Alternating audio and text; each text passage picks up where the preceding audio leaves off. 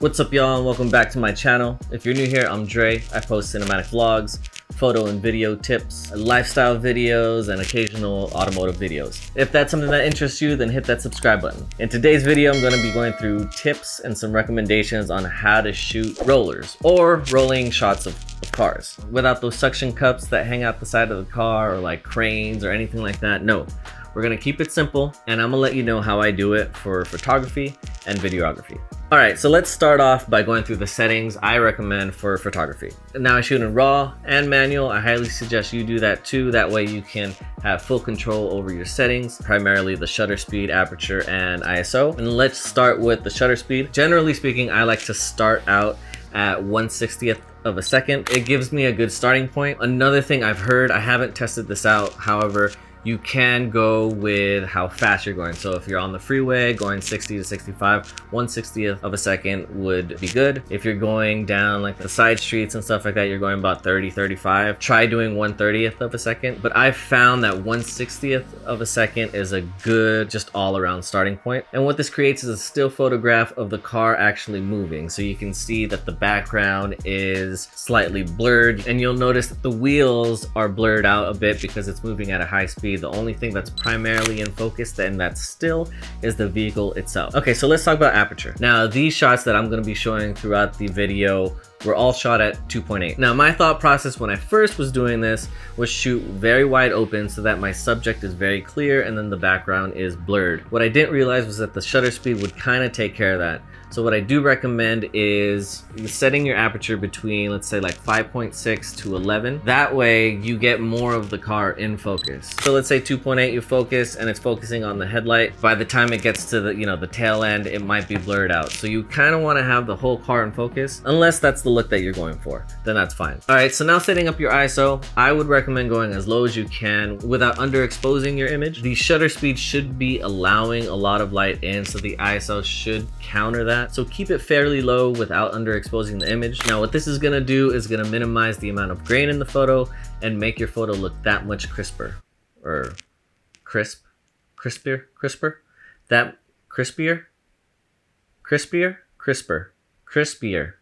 So now that you have those locked in, a recommendation that I do have is investing in an ND filter. With the shutter speed being that slow, you're letting in a lot of light, so it might minimize the times of day you can shoot. With the photos that I took, I had an ND filter, and I believe it was around 11, 12 o'clock when I shot these photos, but it gives me the versatility of shooting whenever I wanted. I didn't have to, wake up early, sunrise. I didn't have to wait until sunset to take these kinds of photos. Another thing I would probably recommend is a circular polarizer. And what this does is it minimizes the amount of reflection you see on surfaces. On a car, especially if they've polished it, waxed it, and it's very shiny, you can definitely see reflections off of there. Now, I don't own a polarizer, but I've managed to take photos and videos of cars without needing one. But here's a photo of a car that I shot on the freeway, and you can definitely see the reflection of my car on it. You can definitely stack these two filters on top of each other. A lot of people say don't do it.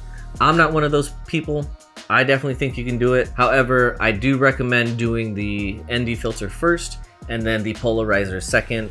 I've seen videos where it's flip-flopped and then the color is just a little bit off. So if you were to stack them both, do the ND filter first, that's right on top of the lens, and then stack it with the polarizer next, and then you'll be able to do one of these with it. All right, and now onto video. So on top of those filter recommendations, when you do video, I would recommend getting a gimbal. If you've seen my past videos, all my shots have been shot on the Zhiyun Crane Weevil S. That is the go-to gimbal. I have nothing bad to say about it, and I'll probably use it until.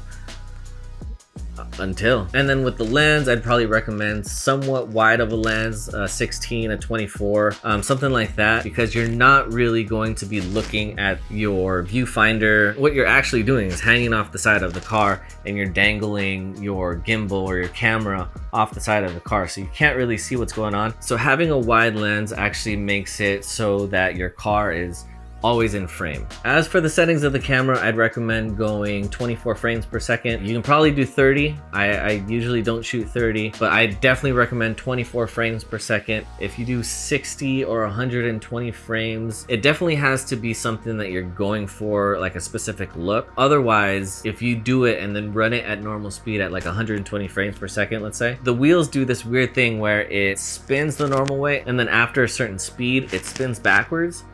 I don't know if that makes sense, but here's a clip of that.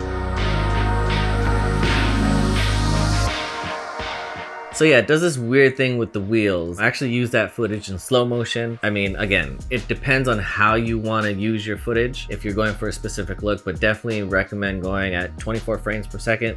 And then shutter speed, of course, you go double of that. So it's 1/50th of a second. And that way it looks as natural as it should be. When it comes to ISO, I usually shoot in auto because it's just a run and gun type setting that I have in my camera. But if you can, again, same thing, do it as low as you can without underexposing it. It'll look crispier. All right, so now that you have your settings for your photo and your video, how do you actually capture the vehicle?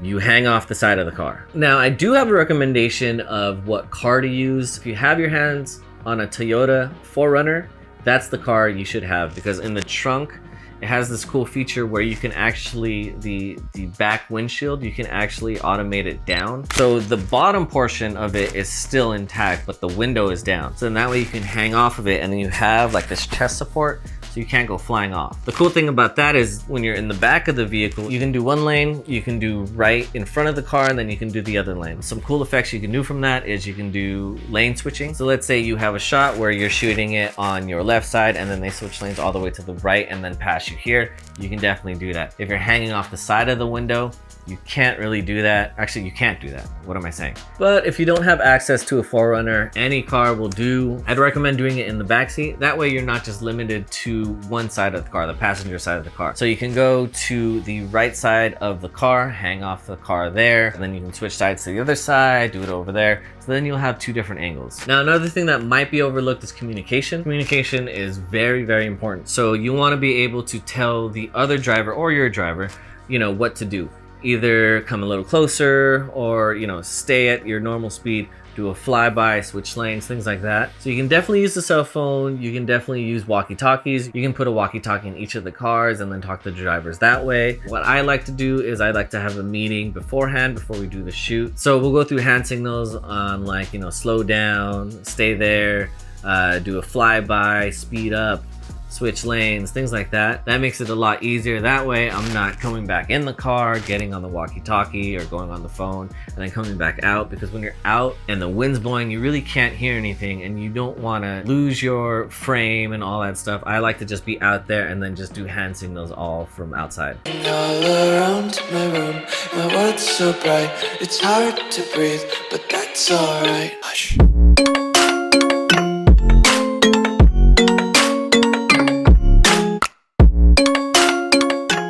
And a few final tips. You know, more than likely you're going to be doing this on a street or a road that is open for anyone to drive. With that being said, you know, be careful of other cars being there. They will get in the shots. I've had a photo where there was a car in there and I liked how that photo turned out. So I usually just edit in Lightroom and then I'll take that edited photo, take it into Photoshop, and then I'll take out that car. This is a before and after of a car that I shot on the freeway.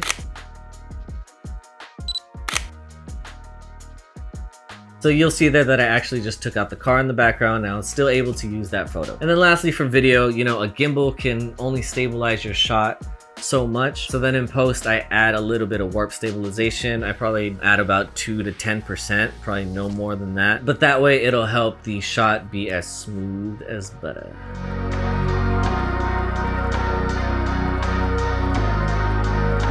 Well, that's the video. Those are my tips and recommendations on how to shoot rollers for photo and for video. If you enjoyed that video, please give it a thumbs up. Subscribe if you haven't already. Please leave a comment below. Do whatever you want to do, but whatever you do, do good. I will see you on the next one. Peace.